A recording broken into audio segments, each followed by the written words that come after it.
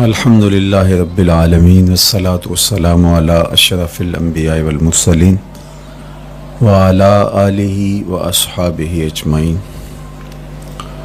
قال اللہ تعالی وتبارک فی القرآن المجید والفرقان الحمید فی شان حبیبہ مخبرا وعامرا ان اللہ وملائکتہ یصلون علی النبی یا ایہا الذین آمنوا صلوا علیہ وسلموا تسلیما۔ اللہم صلی علی سیدنا و مولانا محمد معدن الجود والکرم صلاۃ و سلاما علیک یا سیدی یا رسول اللہ وعلی آلک و اصحابک یا حبیب اللہ۔ تمام حمد و ثنا، تعریف و توصیف اللہ جل مجدہ الکریم کی ذات بابرکات کے لیے، جو خالق کائنات بھی ہے اور مالک شش جہات بھی۔ اللہ جل وعلا کی حمد و ثنا کے بعد رسول رحمت، شفیع معظم، نبی محتشم، حضور ختمی المرتبت صلی اللہ علیہ وآلہ وسلم کے حضور ناز میں اپنی عقیدتوں، ارادتوں اور محبتوں کا خراج پیش کرنے کے بعد واجب الاحترام، ذوی الاحتشام، عالی مرتبت، محتشم سامعین، سامعات، السلام علیکم ورحمۃ اللہ وبرکاتہ۔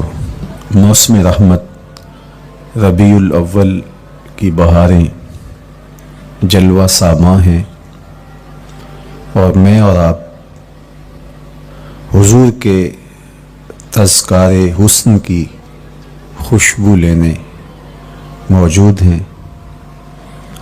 آقا کریم علیہ السلام کے جمال جہاں آرا کی تابانیاں اور جلوہ سامانیاں ہمارے ذوق کی تسکین، قلب کا قرار، روح کی ٹھنڈک، ایمان کی تازگی، عشق و محبت کی نہضت کا سبب اور ذریعہ ہے۔ آقا کریم علیہ السلام کے فضائل، حضور علیہ الصلاۃ والتسلیم کے خصائل اور آپ کے شمائل بیان کرنا شروع سے ہی اہل ایمان کا طریقہ رہا ہے۔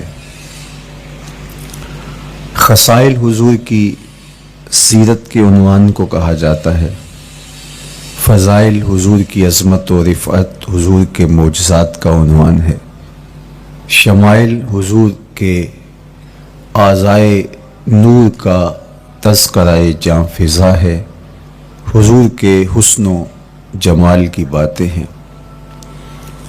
آقا کریم علیہ السلام کے شمائل پر، خصائل پر، فضائل پر علماء نے بہت کام کیا، تصنیفات چھوڑی، محدثین نے اس عنوان سے باب باندھے۔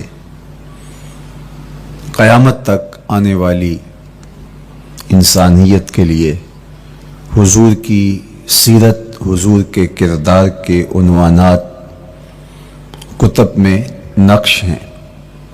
حضور کی فضل و عظمت کے حوالے، حضور کے معجزات کا بیان، حضور کی رفعت کی کہانیاں اور آقا کریم کو اللہ کی طرف سے عطا کردہ مراتب جلیلہ کا بیان، یہ بھی محبوب موضوع رہا اہل علم کا، اہل محبت کا۔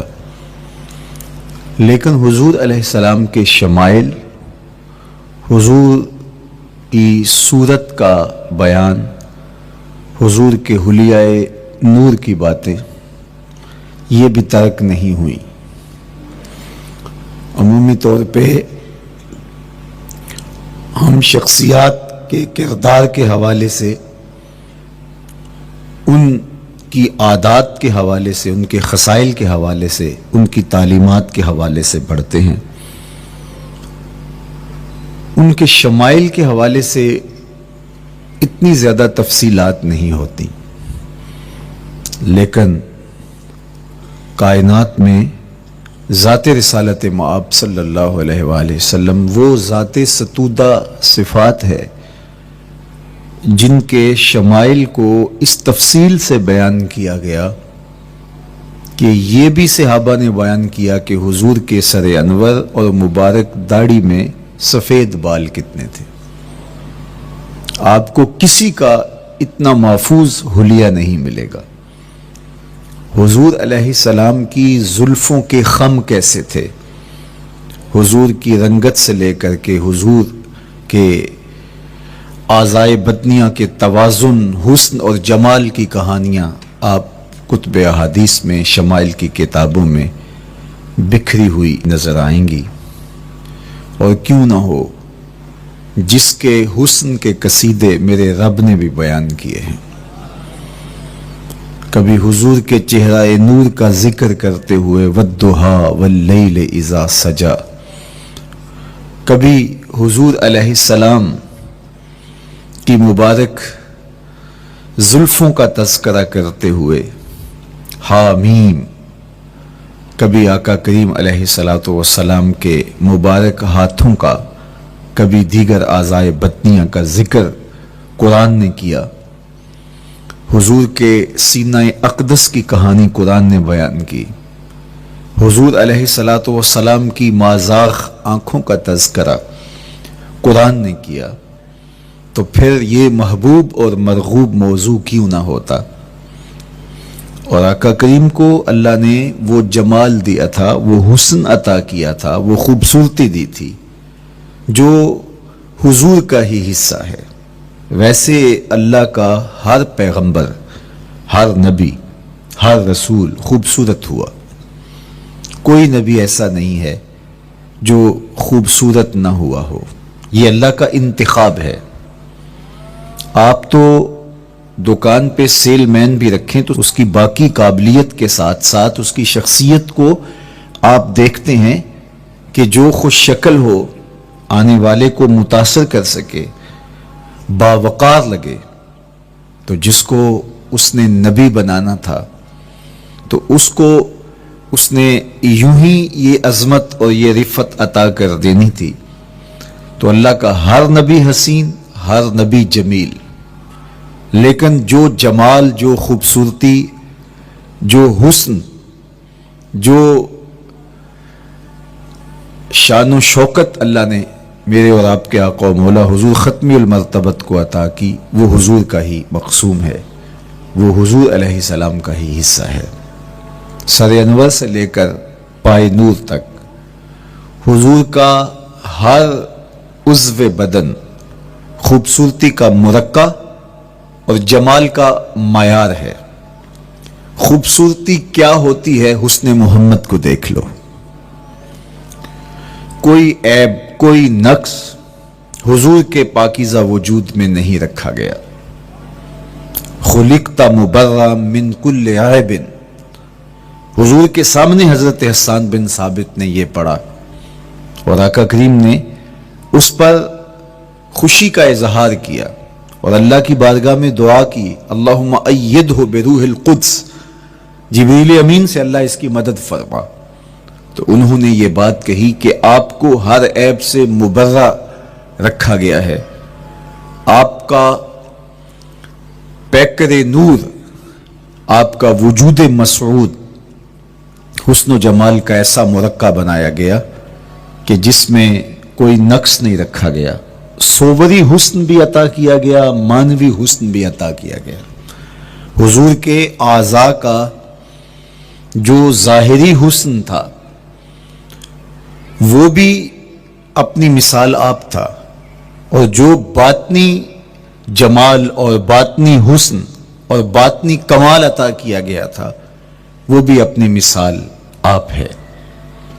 اگر حضور علیہ السلام کے مبارک ہاتھوں کو جمال دیا گیا ہے، لیکن جو توانائی عطا کی گئی، جو طاقت عطا کی گئی، ید اللہ کے جو جلوے ان ہاتھوں میں رکھے گئے، وہ بھی ایک دل آویز کہانی ہے۔ اگر آنکھوں کی پتلیاں خوبصورت ہیں اور آپ کی مبارک آنکھوں کی چمک سے کائنات اس کو دیکھ کر کے مبہوت ہو جاتی ہے، مازاق کے کجلے اس میں رکھے گئے ہیں، لیکن اس کا معنوی حسن بھی دیکھیے کہ حضور بیٹھے مدینے میں ہیں اور جنت کا مشاہدہ کر رہے ہیں۔ وہ توانائی بھی عطا کی گئی کہ جس طرح روشنی میں دیکھا جاتا ہے حضور اسی طرح اندھیرے میں دیکھتے ہیں۔ فرمایا صحابہ صفیں سیدھی رکھا کرو، مت سمجھو کہ میں صرف آگے دیکھتا ہوں، میں آگے بھی دیکھتا ہوں، میں پیچھے بھی دیکھتا ہوں، میں تمہارے رکوع بھی دیکھتا ہوں اور دلوں میں پیدا ہونے والے خشوع بھی دیکھتا ہوں۔ اقبال بولے اے فروغت صبح آثار و دہور، چشم تو بینندائے ما فی الصدور۔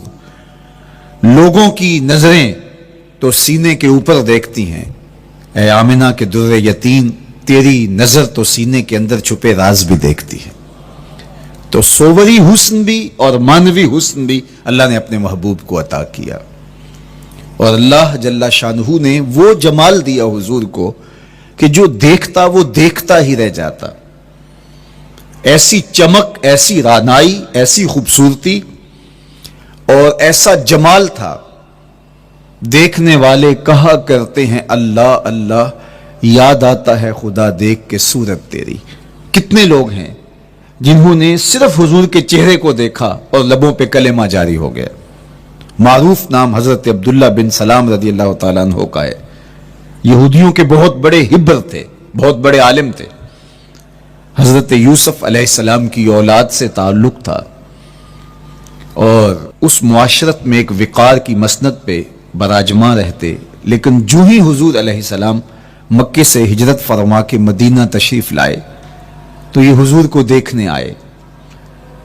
با فضل الصدقہ اٹھا کر دیکھیے کہ ایک مناظرہ ترتیب دیا انہوں نے کہ ان سے یہ بات کروں گا، یہ سوال کروں گا، یہ اعتراض اٹھاؤں گا، لیکن جب حضور کی مجلس میں پہنچے اور آقا کریم علیہ السلام کے رخ زیبا کو دیکھا تو سارے سوال بھول گئے۔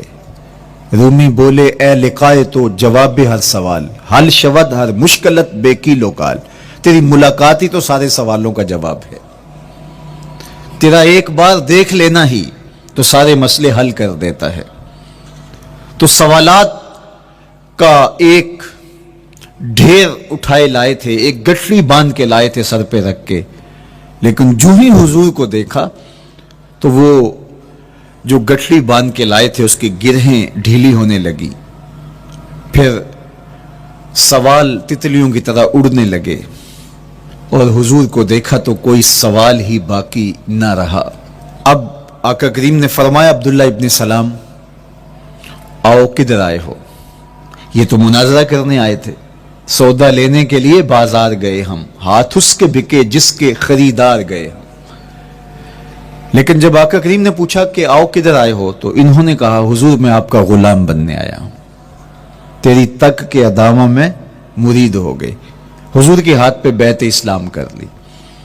اب جن لوگوں نے عبداللہ ابن سلام کو تیار کر کے بھیجا تھا وہ امید میں تھے کہ تھوڑی دیر کے بعد ہم سنیں گے کہ انہوں نے سخت سوال کیے اور مسلمانوں کے نبی ان کا جواب نہیں دے پائے، لیکن جب ان کے کانوں تک یہ خبر پہنچی کہ عبداللہ بن سلام نے تو کوئی سوال ہی نہیں کیا بلکہ وہ محبوب کی نگاہوں کا شکار ہو گئے، اور انہوں نے دیکھتے ہی حضور پر تن من سب کچھ نچھاور کر دیا اور لبوں پہ کلمہ جاری ہو گیا، تو وہ صبر نہ کر سکے اور عبداللہ ابن سلام کے پاس پہنچے اور جا کے کہا کہ تو نے یہودیت کی ناک خاک آلود کر دی، تم نے کوئی سوال کیا ہوتا، انہوں نے جواب دیا ہوتا اور پھر تم نے مان لیا ہوتا تو ہم سمجھ جاتے کہ ایک عالم تھا، علمی پیاس بجھ گئی، مطمئن ہو گیا، لیکن یہ عجیب کہانی ہے، سنا ہے تم نے کوئی سوال بھی نہیں اٹھایا، انہوں نے جواب بھی نہیں دیا، بس تم نے ان کو دیکھا اور دیکھتے ہی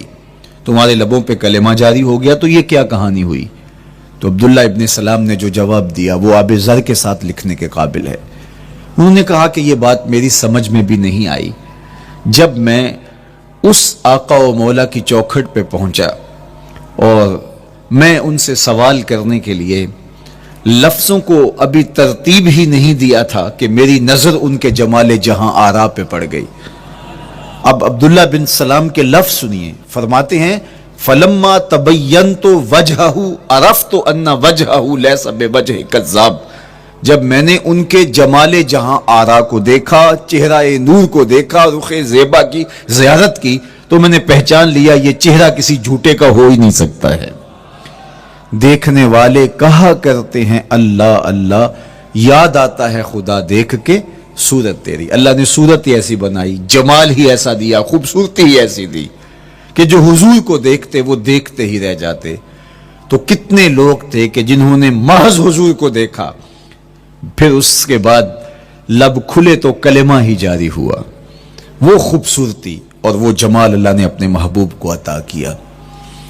آقا کریم علیہ الصلوۃ والسلام کا ایک ایک عضو بدن خوبصورتی کا مرقع تھا، بلکہ خوبصورتی کا معیار تھا۔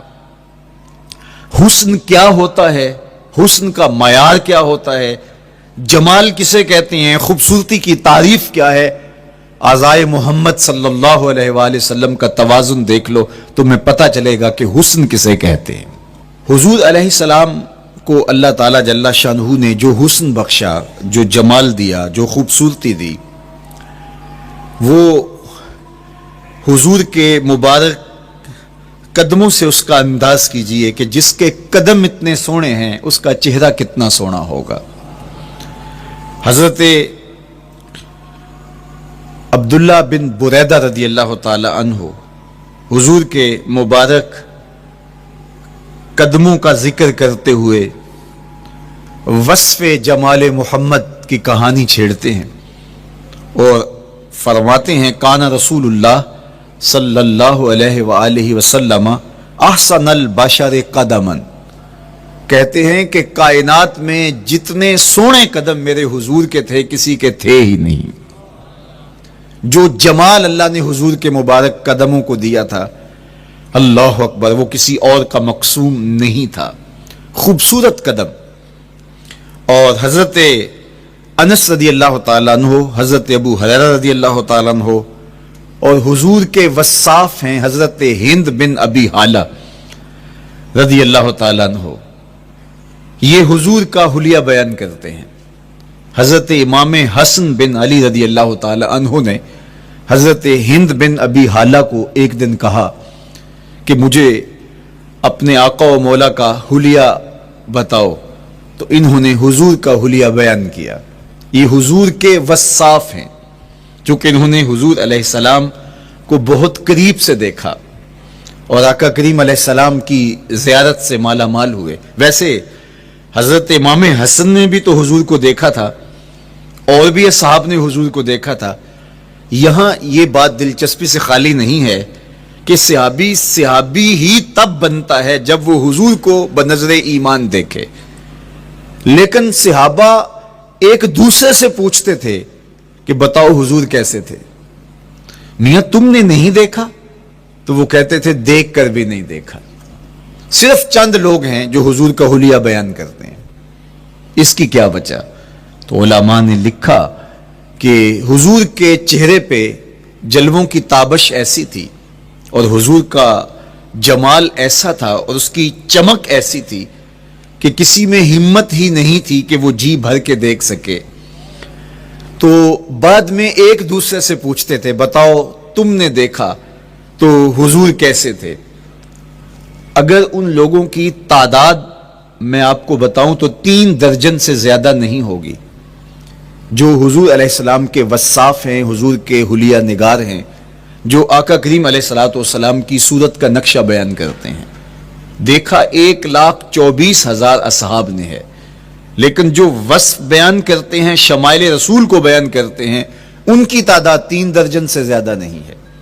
اور یہ بھی وہ لوگ ہیں جنہوں نے حضور کو بچپن میں دیکھا، جنہوں نے حضور کو سوئے ہوئے دیکھا، حضور کو بہت قریب سے دیکھا۔ حضور علیہ الصلوۃ والسلام کے پاس ان کا آنا جانا بہت زیادہ تھا، اس طرح انہوں نے حضور علیہ السلام کو دیکھا۔ حضرت حسان بن ثابت رضی اللہ تعالی عنہ فرماتے ہیں کہ میں جو حضور کا حلیہ بیان کرتا ہوں تو اس کا سبب یہ ہے کہ میرے پاس حضور کو دیکھنے کا ایک طریقہ آ گیا تھا۔ فَلَمَّا نَظَرْتُ إِلَىٰ أَنْوَارِهِ فَوَضَعْتُ كَفِّي عَلَىٰ عَيْنِي خَوْفًا مِنْ ذِهَابِ بَصَرِي، کہا کہ جب میں حضور کو دیکھتا تھا تو اپنی آنکھوں پر انگلیاں رکھ کے انگلیوں کی اوٹ سے دیکھتا تھا کہ حضور کے جلووں کی چمک سے میری آنکھوں کی بینائی نہ جاتی رہے. یہ کون کہہ رہے ہیں؟ حضرت حسان بن ثابت رضی اللہ تعالیٰ عنہ. اور آپ جانتے ہیں حضرت حسان بن ثابت رضی اللہ تعالیٰ عنہ شاعر ہیں، اور شاعر حسن دیکھنے میں بڑا دلیر ہوتا ہے، اور یہ حسن بھی ابھی پوشیدہ ہے. 70,000 بشریت کے پردے ڈالے گئے ہیں. اگر یہ حسن بے نقاب ہوتا تو کوئی جلووں کی تاب ہی نہ لا سکتا. یہی بہتر ہے کہ وہ پردے میں رو پوش رہے. وہ اگر پردہ اٹھا دے تو کسے ہوش رہے؟ کس کی ہمت تھی؟ اب چھپا ہوا مستور حسن بھی اگر دیکھتے ہیں تو آنکھوں پہ انگلیاں رکھ کے دیکھتے ہیں. اور بیان کرنے والوں کی تعداد میں نے عرض کی کہ 3 درجنوں سے زائد نہیں ہے. تو یہ وہ لوگ ہیں جنہوں نے حضور کو دیکھا. اب امام حسن پوچھ رہے ہیں حضرت ہند بن ابی حالہ رضی اللہ تعالی عنہ کو کہ آپ نے حضور کو دیکھا تو مجھے بتائیے میرے نانا کا جمال کیسا تھا. تو حضرت ہند بن ابی حالہ نے حضور کا حلیہ بیان کیا. تو جب حضور کے قدموں کی کہانی انہوں نے بیان کی تو حضرت ہند بن ابی حالہ نے کہا کان النبی صلی اللہ علیہ وآلہ وسلم شسن القدمین والکفین. حضور علیہ السلام کے مبارک قدم اور حضور کی ہتھیلیاں پر گوشت تھے. یہ حضور علیہ السلام کے مبارک قدموں کا جمال بیان کرتے ہیں. اللہ اکبر. اور حضور علیہ السلام کے قدموں کے بارے میں امام ترمذی جو شمائل میں حدیث لائے ہیں اس میں انہوں نے یہ بھی بیان کیا کان رسول اللہ صلی اللہ علیہ وسلم مسیح القدمین. حضور علیہ السلام کے مبارک قدم ملائم تھے، خوبصورت تھے، کھردرے نہیں تھے، کوئی پھٹن نہیں تھی. عمومی طور پہ قدم پھٹ جاتے ہیں اور ایڑیاں بہت سارے لوگوں کی پھٹ جاتی ہیں تو وہ خوبصورتی باقی نہیں رہتی. تو وہ کہتے ہیں کہ حضور مسیح القدمین تھے. اور جب آقا کریم علیہ الصلوۃ والسلام کے مبارک قدموں پہ پانی ڈالا جاتا تو وہ ڈھل کے نیچے چلا جاتا. یہ تھا حضور کے قدموں کا حسن اور حضور کے قدموں کا جمال. اچھا، آقا کریم علیہ السلام کی جو مبارک ایڑیاں تھیں وہ زیادہ پر گوشت نہیں تھیں، ان کے اوپر گوشت زیادہ نہیں چڑھا تھا، اس لیے کہ ایڑیوں کا زیادہ پر گوشت ہونا ایڑیوں کے حسن کو زائل کر دیتا ہے. حسن کا مرقع ہی جمال مصطفیٰ ہے. تو اس لیے اللہ نے ایک ایک عضو کو تراش کر کے بنایا ہے، بلکہ پوچھ پوچھ کے بنایا ہے. جس طرح حسان بن ثابت رضی اللہ تعالی عنہ کہتے ہیں کأنک قد خلقت کما تشاء. محبوب مجھے تو یوں لگتا ہے جس طرح آپ کے رب نے آپ کو آپ سے پوچھ کے بنایا ہے کہ محبوب بتاؤ کہ میں آپ کے اعضاء کو کیسے توازن اور کیسے حسن اور کیسے جمال دوں. تو حضور کی مبارک ایڑیاں یہ پرگوشت نہیں تھیں، باقی حضور کے پاؤں پرگوشت تھے اور کوئی پھٹن نہیں تھی. بالکل نرم گداس اور بالکل جو ہے وہ ملائم تھے. اور جب پانی ڈالا جاتا تو پانی ڈھل کے نیچے 1 سیکنڈ میں آ جاتا. یہ اللہ نے محبوب کو حسن دیا. حضرت ہند بن ابی حالہ نے کہا کہ حضور کے مبارک تلوے جو تھے وہ درمیان سے اٹھے ہوئے تھے، ایڑیوں سے لے کر کے انگلیوں تک یہ تلوہ کہلاتا ہے، جو اس کا نچلا حصہ جو زمین سے مس کرتا ہے، اور اس میں جو درمیان والا حصہ ہے یہ اٹھا ہوا ہو اور بالکل پاؤں سیدھا نہ ہو تو یہ پاؤں کا حسن ہے. پاؤں کا بالکل سیدھا ہو جانا یہ پاؤں کے حسن کو زائل کر دیتا ہے. اس میں تھوڑا سا خم ہو، جب چلے تو انگلیاں اور پنجے کا جو ہے وہ آگے والا حصہ زمین پہ لگے اور ایڑی لگے اور درمیان والا حصہ زمین پہ نہ لگے. تو یہ حسن ہوتا ہے کسی کے پاؤں کے تلوے کا. اللہ نے محبوب کے مبارک قدم کی پشت کو بھی حسن دیا، حضور کے تلووں کو بھی حسن دیا، حضور کی ایڑیوں کو بھی حسن دیا. سائل الاطراف، حضور کی مبارک انگلیاں قدرے لامبی تھی اور یہ حسن ہوتا ہے. انگلیاں چھوٹی ہوں، ان کا قد پست ہو تو پاؤں کی خوبصورتی دکھائی نہیں دیتی، لیکن اللہ نے اپنے محبوب کی انگلیوں کو بھی ایک لمبائی عطا کر کے اس کو بھی ایسا جمال دیا تھا یار جو پاؤں کو دیکھتا رہے وہ پاؤں کو ہی دیکھتا رہ جائے.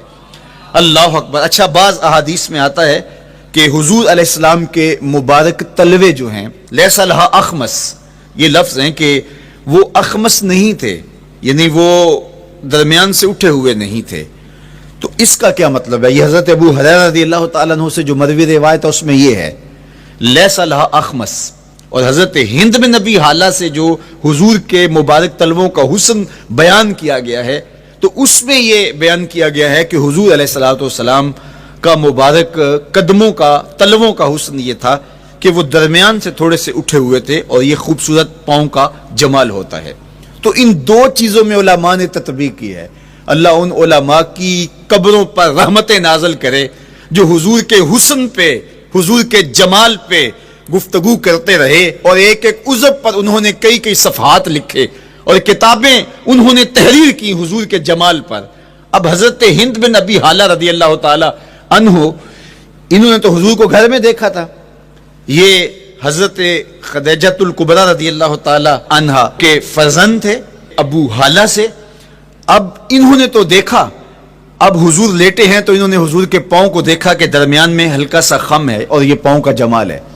اب حضرت ابو ہریرہ رضی اللہ تعالی عنہ نے جو حضور کے پاؤں کو دیکھا تو یہ اندرون خانہ کا دیکھنا نہیں تھا، تو انہوں نے کیسے دیکھا؟ تو حضرت ابو ہریرہ سے مروی ایک روایت سے سمجھ آتی ہے کہ انہوں نے جو کہا کہ لیس لہا اخمس، کہ ان کے مبارک تلوے درمیان سے اٹھے ہوئے نہیں تھے بلکہ بالکل برابر تھے، تو اس کا کیا مطلب ہے؟ تو حضرت ابو ہریرہ سے ایک روایت مروی ہے، وہ فرماتے ہیں کہ جب حضور علیہ السلام کسی چٹان کے اوپر چلتے تو حضور علیہ السلام کا وہاں قدم پڑتا تو وہ اس چٹان کے اندر حضور کا قدم گھس جاتا، وہ موم کی طرح چٹان نرم ہو جاتی۔ اس طرح زمین پر بھی حضور چلتے تو مبارک پاؤں کا جو نشان قدم ہے وہ پورا دکھائی دیتا۔ تو حضرت ابو ہریرہ رضی اللہ تعالیٰ عنہ اس سے یہ سمجھے کہ حضور کے تلوے جو ہیں وہ برابر ہیں۔ تو علماء نے اس پر گفتگو کی ہے۔ ایک تو حضور جب چلتے تھے تو آقا کریم پورے زور سے قدم زمین پہ رکھتے تھے اور اس وقار سے چلتے تھے کہ جس طرح حضور اونچائی سے نیچے کی طرف اتر رہے ہوں، تو جب پاؤں کو جما کر کے زور سے رکھا جائے تو پھر جو ہے وہ نشان نیچے پڑتا ہے۔ یا اللہ اپنے محبوب کے لیے زمین کو اور پتھروں کو بھی نرم کر دیا تو پھر حضور کے تلووں کا نقش بھی زمین کے اوپر جو ہے وہ حویدہ ہو جاتا۔ سلطان قاتیبائی نے ایک ایسا ہی پتھر جس کے بارے میں شنید تھی کہ اس پر حضور کے قدموں کا نقش موجود ہے، تو انہوں نے 20,000 دینار کے اندر وہ خریدا، اور انہوں نے یہ کہا کہ جب میں فوت ہو جاؤں تو حضور کے قدموں کے نشان والا پتھر میری قبر کے سرہانے بطور کتبہ لگایا جائے۔ علامہ شہاب الدین خفاجی علیہ رحمہ لکھتے ہیں ہوا موجود الی الآن، وہ اپنے دور میں کہانی بیان کرتے ہیں وہ آج بھی سلطان قاتیبائی کی قبر کے سرہانے وہ پتھر نصب ہے جہاں حضور کے قدموں کے نشان موجود ہیں۔ اللہ اکبر۔ تو آقا کریم علیہ السلام کے مبارک تلوے، حضور علیہ السلام کی کم گوشت تراشی ہوئی ایڑیاں اور مسیح القدمین، حضور علیہ السلام کے ملائم نرم گداز پاؤں، ان کا حسن اور ان کا جمال، اور آقا کریم علیہ السلام کے قدموں کی انگلیاں جو قدرے لمبی تھی، اور ان میں جو درمیان والی انگلی تھی وہ زیادہ لمبی تھی، اس پر حضرت میمونہ بنت کردم رضی اللہ تعالی عنہا اس انگلی کا حسن بیان کرتی ہیں، کہتی ہیں مجھے شوق ہوا کہ میں حضور کو دیکھوں، تو اپنے والد گرامی کے ساتھ حجۃ الوداع کے موقع پر میں بھی سعادت حج پا رہی تھی، تو حضور کو ملنے کے لیے جب ہم پہنچے تو آقا کریم اونٹنی کے اوپر سوار تھے، ناکا پر جلوہ فراز تھے، تو میرے میں ہمت نہ ہو سکی کہ حضور کے چہرے کو دیکھ سکوں۔ ایسا جلوہ، ایسا جمال، اللہ اکبر، اور ایسا روب اور ایسی چمک چہرے کی اور تابشیں تھیں کہ میرے اندر ہمت نہ ہو سکی کہ میں حضور کے چہرہ نور کو دیکھ سکوں۔ اب آقا کریم اونٹنی پہ سوار تھے تو میں حضور کے مبارک پاؤں کو دیکھنے لگی، میں بس حضور کے پاؤں کا جمال اور خوبصورتی دیکھنے لگی، اسی میں کھو گئی۔ اب حضرت میمونہ بنت کردم رضی اللہ تعالی عنہا حضور کے مبارک قدموں کی ایک انگلی کا حسن بیان کرتی ہیں۔ اللہ اکبر۔ حضرت میمونہ بنت کردم سے یہی ایک روایت مروی ہے، ساری زندگی ان کے پاس سرمایہ یہی تھا، جب کسی مجلس میں جاتی تو وہ کہتی تمہیں بتاؤں حضور کی مبارک انگلی کا حسن کیا تھا؟ یہ سرمایہ ساتھ لیے لیے پھرتی کہ میں نے حضور کی انگلی کو دیکھا ہے، میں نے حضور کے قدم اور حضور علیہ السلام کے تلووں کی زیارت کی ہے. تو وہ اس حسن کو بیان کرتے ہوئے کہا کرتی تھی فما نسیتو فیما نسیتو طولا اصبع قدمہ السبابہ علی سائر اصابعہ. جو سبابہ انگلی ہے، انگوٹھے کے ساتھ والی انگلی کو سبابہ انگلی کہتے ہیں، اور اس کے ساتھ والی انگلی کا جو قد دراز تھا اور باقی انگلیوں کی نسبت وہ انگلی لمبی تھی، کہا اس کا حسن آج بھی میری نگاہوں میں گھومتا رہتا ہے اور ہر وقت میرے تصور میں رہتا ہے. میرے تصور سے کبھی اس انگلی کا جمال ہی ختم نہیں ہوا، انگلی کا حسن ہی کبھی زائل نہیں ہوا، ہر وقت اس کے تصور میں کھوئی رہتی ہوں. یار چہرے کے جمال کو کون بیان کرے گا، یہاں تو انگلی کا حسن بیان نہیں ہو رہا. ابھی وہ شعر پڑھا جا رہا تھا نا کہ قدموں پہ جبیں کو رہنے دو، قدموں پہ جبیں کو رہنے دو، چہرے کا تصور مشکل ہے. قدموں پہ جبیں کو رہنے دو، چہرے کا تصور مشکل ہے. جب چاند سے بڑھ کر ایڑی ہے رخسار کا عالم کیا ہوگا. جب چاند سے بڑھ کر ایڑی ہے رخسار کا عالم کیا ہوگا. تو اللہ نے اپنے محبوب علیہ الصلوۃ والسلام کو وہ جمال، وہ خوبصورتی اور حضور کے مبارک قدم، حضرت عبداللہ بن بریدہ رضی اللہ تعالی عنہ سے مروی روایت، کان رسول اللہ صلی اللہ علیہ وآلہ وسلم احسن البشر قدما، کہتے ہیں جتنے سونے قدم، جتنے من مونے قدم میرے حضور کے تھے، اتنے سونے قدم کسی اور کے تھے ہی نہیں. اللہ نے اپنے محبوب کو وہ جمال، وہ خوبصورتی اور وہ نور عطا کیا تھا. اچھا، یہ قدم، یہ ایڑیاں، یہ مبارک تلوے اور یہ داراز انگلیاں اور ان انگلیوں کی چمک اور ان کی رنگت کا جمال اور خوبصورتی، جہاں اس کا صوری حسن تھا تو مانوی حسن بھی دیکھنے والا تھا. یہ قدم اٹھ جائیں اللہ اکبر تو تقدیر کے فیصلے ہوتے دکھائی دیتے ہیں. ان قدم کی اونچائی، ان قدم کی بلندیاں کہ عرش حق ان قدموں کے بوسے لے رہا ہے. اور میرے امام بولے زہ عزت و اے طلائے محمد، زہ عزت و اے طلائے محمد، کہ ہے عرش حق زیر پائے محمد.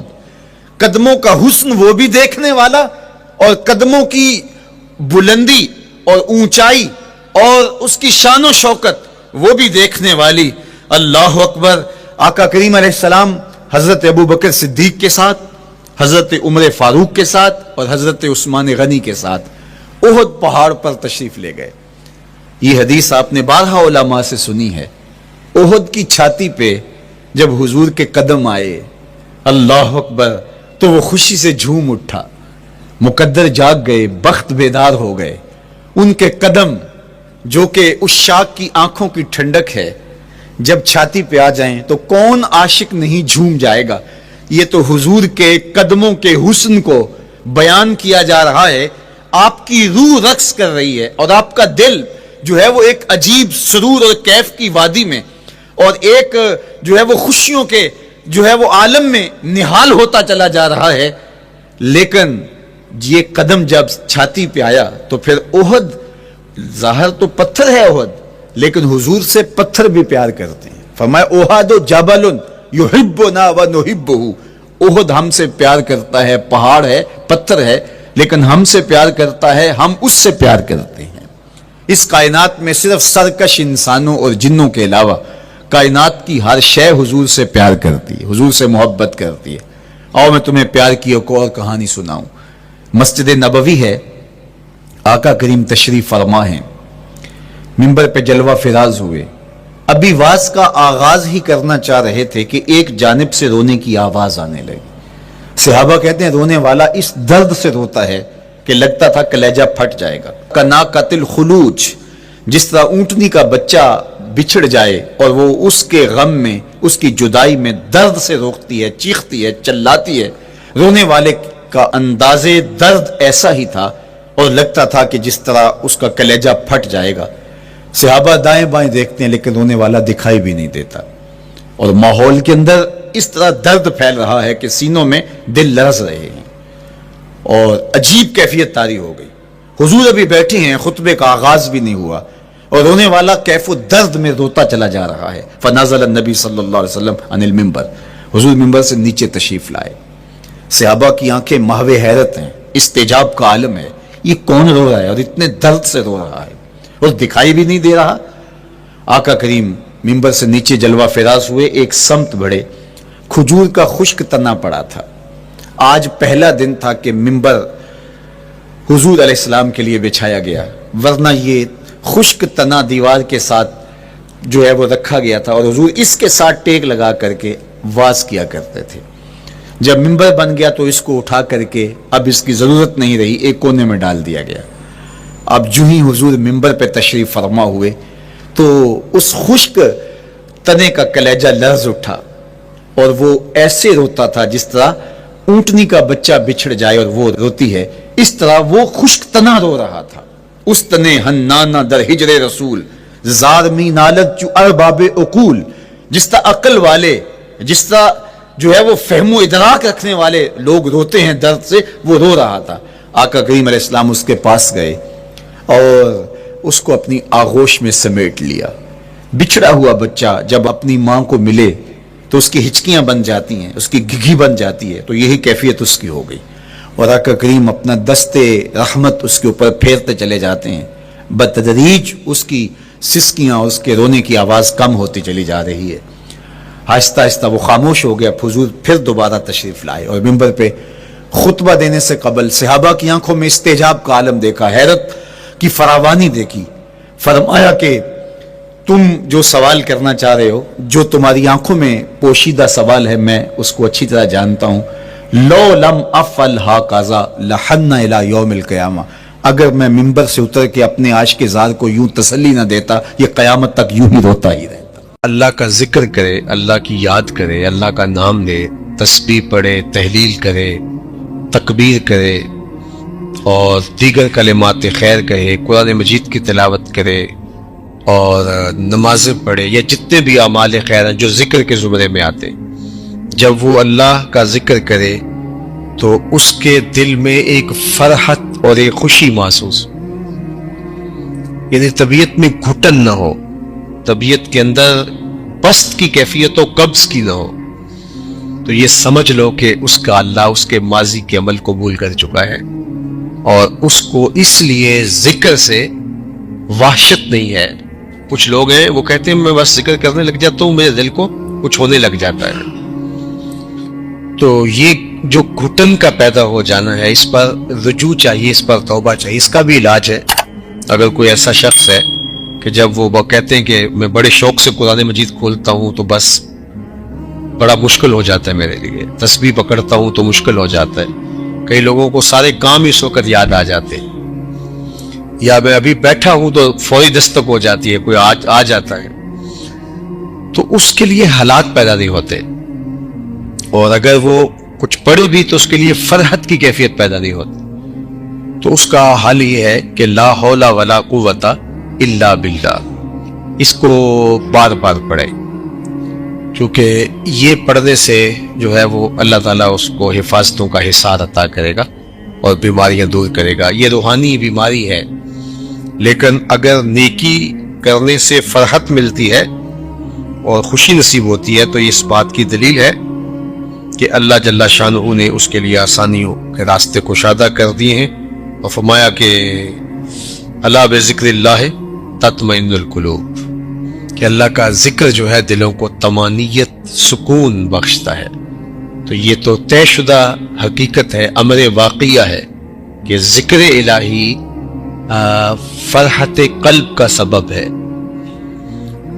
اور اگر فرحت نہیں ہے تو پھر مسئلہ ہے، یعنی آپ میٹھی چیز اگر زبان پہ رکھیں گے تو اس کی حلاوت محسوس ہوگی، اس کی مٹھاس سے آپ ایک خوشگوار فرحت محسوس کریں گے، لذت کام و دہن کی تسکین کا ساما بنے گی وہ چیز.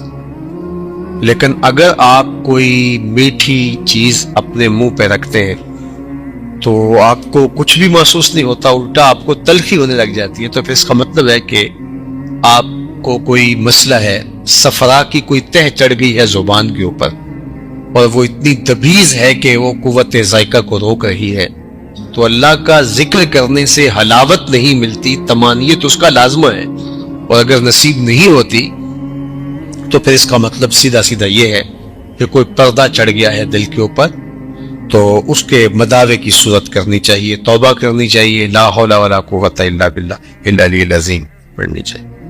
اللہ نے ہمیں بڑا نوازا ہے، بہت کچھ عطا کیا ہے، بڑا کچھ نصیب فرمایا ہے۔ جس طرح کی میری اور آپ کی زندگی گزرتی ہے، ماضی میں تو بادشاہوں کی زندگی بھی اس طرح کی نہیں گزرتی تھی، وہ بھی گھوڑے کے اوپر سفر کرتے تھے، ہم تو گاڑیوں کے اوپر ٹھنڈے ماحول میں سفر کرتے ہیں۔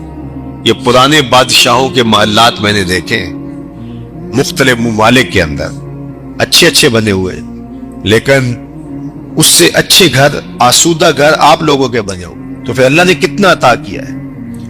وہ ماضی کے اندر ہم سنتے تھے کہ فلاں فلاں فلاں کو میسر تھا، آج سب کچھ آپ کے پاس میسر ہے، لیکن ہم ناشکرے ہو گئے۔ آج ہمارا سب سے بڑا مسئلہ شکر گزاری سے گریز کرنا ہے۔ سویر سے لے کر شام تک ہمیں یہ شکوے ہیں، اٹھتے ہوئے یہ شکوے کہ ہمارے پاس یہ نہیں، ہمارے پاس یہ نہیں، ہمارے پاس یہ نہیں، ہمارے پاس یہ نہیں۔ کبھی یہ بھی گننا شروع کریں کہ میرے اللہ نے مجھے یہ بھی عطا کیا، میرے اللہ نے مجھے یہ بھی عطا کیا، میرے اللہ نے مجھے یہ بھی عطا کیا۔ ہم نے تو جب سے ہوش سنبھالی یہاں آسودگی دیکھی ہے۔ بچپن ہمارا اچھا گزرا، جوانی اچھی گزری، لڑکپن اچھا گزرا، اب بڑھاپا بھی ٹھیک گزر رہا ہے، لیکن یہ کتنے لوگ ہیں کہ جنہوں نے پوری زندگی مشقتوں میں گزاری، لیکن اس کے باوجود وہ بات بات پہ الحمدللہ کہہ رہے ہیں، اور ہم کہتے ہیں کہ بس جس کے پاس 3-4 کروڑ کی گاڑی بھی ہے، 10 کروڑ کا بنگلہ بھی ہے، بینک بیلنس بھی ہے، اللہ تعالیٰ نے 16 کڑیل جوان بیٹے بھی دیے ہیں، اللہ تعالیٰ نے گھر کو آبادیاں دی ہیں، خوشیاں دی ہیں، صحت دی ہے، تھوڑا سا ڈالر اوپر نیچے ہو گیا تو وہ کہتا ہے جی بس برا حال ہو گیا۔ اللہ کا شکر ادا کرنا سیکھیں، اس کی رضا کے دائرے میں رہیں، یہ نہ دیکھیں کہ کیا نہیں ہے، یہ دیکھیں کیا ہے۔ میرے اور آپ کے آقا و مولا نے کتنا خوبصورت ارشاد فرمایا، انظروا الی من هو اسفل منکم، فرمایا اپنے نیچے دیکھنے کا مزاج پیدا کرو، تم اللہ کے شکر گزار بن جاؤ۔ اوپر دیکھو گے تو ظاہر ہے 1-2 کنال کے بنگلے میں رہنے والا شخص جب 6 کنال کا بنگلہ دیکھے گا تو وہ اس کو تنگ تنگ محسوس کرے گا، یہاں مسائل ہیں، وہ کہتا ہے گاڑیاں صحیح پارک نہیں ہوتی، یہ مسئلہ ہے، یہ مسئلہ ہے، یہ مسئلہ ہے، لیکن وہ جو 3 مرلے کے کرائے کے گھر میں رہتے ہیں، اگر اس کو دیکھے گا تو اس کی آنکھوں سے تشکر کے آنسو ٹپکیں گے کہ میرے مالک تو نے مجھے کیا عطا کر، کیا کیا نعمتیں تو نے مجھے عطا کی۔ ہمیں معمولی سی تکلیف ہو تو ڈاکٹر کے پاس چلے جاتے ہیں اور کہتے ہیں اعلیٰ سے اعلیٰ اور اچھی سے اچھی دوائی تجویز کیجیے، اور میں اس بوڑھی عورت کو بھی جانتا ہوں کہ جو ہاتھ میں بوتل پکڑے مجھے کہتی ہے دم کر دیجئے، مجھے ہارٹ کا مسئلہ ہے، تو میں نے کہا آپ دوائی لیا کرے، تو وہ کہتے ہیں کہ دوائی کے تو پیسے نہیں، اس لیے تو دم کروانے آئے۔ اللہ اکبر، تو اب دوائی کی اس کو ضرورت ہے، اور دوسری جانب عامل ہے وہ اس کا گاہک ہوتا ہے، وہ اس کا گاہک ہوتا ہے، وہ مجبور، وہ مفلوق الحال جو مجبور ہو کے آئی ہے، اس کو تو چاہیے تھا کہ اس کو دوائی لے کر کے دیتا، لیکن وہ کہتا ہے چلو مجھے ایک گاہک مل گیا، اس کو اشتہار بھی بناتا ہے۔ تو آج ذرا دیکھیے پھیلے ہوئے دنیا کے اوپر درد، ہم اللہ کا شکر ادا کریں کہ اللہ نے ہمیں جس حالت میں رکھا ہے۔ فرمایا انظروا الی من هو اسفل منکم، اپنے نیچے دیکھنے کا مزاج پیدا کرو، اپنی مٹی پہ ہی چلنے کا سلیقہ سیکھو، سنگ مرمر پہ چلو گے تو پھسل جاؤ گے، اوپر ہی دیکھنا ہے، نیچے دیکھنا ہی نہیں ہے۔ تو جب بات آئی دین کی تو اس وقت ہم اپنے نیچے دیکھتے ہیں، فلاں بخشا گیا تو ہم بھی بخشے جائیں گے، اچھا اگر وہ نہ بخشا گیا تو کیا کہانی ہے؟ ہمیں بتایا گیا ہے دین میں اپنے اوپر دیکھو، یار فلاں اتنے مرتبے، اتنے نوافل بھی اس کو نصیب ہے، شراک بھی، تہجد بھی، فلاں فلاں بھی، بالکل وہ رزق حلال کماتا ہے، مشکوک پیسہ اپنے مال میں شامل نہیں ہونے دیتا، اس کی طرف دیکھو۔ وہاں ہم نیچے دیکھتے ہیں، دیکھو فلاں تو دن رات لوٹ رہا ہے، تو کوئی بات نہیں، ہم نے بھی 2 کما لیے تو کیا ہوا، اور جب بات دنیا کی آتی ہے اس وقت ہم اوپر دیکھتے ہیں، جبکہ ہمیں کہا گیا دنیا میں اپنے نیچے دیکھو، دین میں اپنے اوپر دیکھو، سوکھے ہو جاؤ۔ تو اللہ کی نعمتوں پر شکرانے کا مزاج پیدا کرو۔ آپ گھر جاتے ہیں، جب بھوک لگتی ہے تب کھانا مل جاتا ہے. وہ بھی ہے کہ جن کو دن میں ایک مرتبہ کھانا مشکل سے ملتا ہے. ہم نے بہت برے حالات دیکھے اور لوگوں کو شاکر پایا, صابر پایا. سیریا کے اندر وہ جو 40 لاکھ لوگ پڑے ہوئے, آپ وہاں سے گزر جائے تو بعد میں جینا مشکل ہو جاتا ہے. وہاں عورتیں 6 بیوہ لے کے بیٹھی ہوئی ہیں. بچے ان کے شوہر شہید ہو گئے, ان کی بیٹیوں کے جو ہے وہ شوہر شہید ہو گئے, اور ان کے یتیموں کو لے کر کے بیٹھے پھٹے ہوئے خیمے. لیکن اس کے باوجود بھی ان کی زبان پہ ہم نے شکوہ نہیں دیکھا. یہی شکوہ ہے کہ امت کہاں ہے. تو اللہ جل شانہ مجھے اور آپ کو یہ توفیق دے کہ ہم اللہ نے جو ہمیں عطا کیا ہے اس پر شکر گزاری. اگر تم شکر کرو گے وہ تمہیں اور زیادہ دے گا, اگر ناشکری کرو گے تو اللہ تعالیٰ بے نیاز ہے. یار کوئی آپ کو مشکل وقت کے اندر, اوکھے ویلے, سردی کے موسم میں تڑپتے ہوئے آپ کہیں سے آئیں, بے چین ہو اور جسم ٹھٹر رہا ہو, تو گرم دودھ کی پیالی پلا دے, ساری زندگی اس کو نہیں بھولتے. اور میرے رب نے کتنی نعمتیں عطا کی ہیں, کبھی شکر ادا کیا اس کا اس انداز سے. یہ جو کووڈ کے دن آئے تھے تو آپ کو پتا ہوگا کہ یہ آکسیجن نہیں مل رہی تھی, جو مصنوعی آکسیجن بندے کو چاہیے ہوتی ہے وہ نہیں مل رہی تھی, اور اس کے لیے کتنے پیسے خرچنے پڑتے تھے. تو میں نے ان دنوں میں بھی کہا تھا, آپ کو شاید یاد ہوگا, کہ اللہ یہ ہمیں روز مفت عطا کرتا ہے, وافر مقدار میں ہمارے لیے پیدا کر رکھی ہے. جس طرح ہم اپنا کھانا خریدتے ہیں, کپڑے خریدتے ہیں, گھر بناتے ہیں, اگر ہمیں آکسیجن بھی اپنی ضرورت کی پوری کرنی پڑتی, خریدنی پڑتی, امیر سے امیر آدمی بھی جو ہے وہ اس ڈیمانڈ کو پورا نہ کر پاتا. آکسیجن کے سلنڈر نہیں لوگ لائنوں میں لگے ہوتے, اور کتنے لوگ مر جاتے آکسیجن نہ ملنے کی وجہ سے. لیکن میرے رب نے اس کو مفت عطا کیا ہوا ہے. سورج کی روشنی مفت عطا کی ہے, چاند کی چاندنی مفت عطا کی ہے, ہوائیں, زمین, آسمان. یہ اس لیے ہمیں احساس نہیں ہے کہ ان کی نہ لوڈ شیڈنگ ہوتی ہے اور نہ اللہ ان کا بل بھیجتا ہے, نہ اضافہ ہوتا ہے, نہ کچھ نہیں ہوتا. تم اور میں جتنے بھی نافرمان ہو جائیں, اس نے کبھی سورج کو نہیں روکا کہ ان کے گھر میں روشنی نہیں بھیجتی. لیکن یہ بات ذہن میں رکھو, وہ دنیا کے ساز و سامان اسے بھی دیتا ہے جس سے راضی ہے, اسے بھی دیتا ہے جس پہ راضی نہیں, لیکن دین اور دل کی دولت صرف اسے دیتا ہے جس پہ راضی ہوتا ہے. جس کو دل کی کائنات مل گئی اس کو بہت بڑا خزانہ ملا, اور جس کو یہ نصیب نہیں ہے, اس کا دل بنجر ہے, خالی ہے, کچھ بھی نہیں ہے اس کے دل کے اندر, اس سے بڑا محروم کوئی نہیں ہے.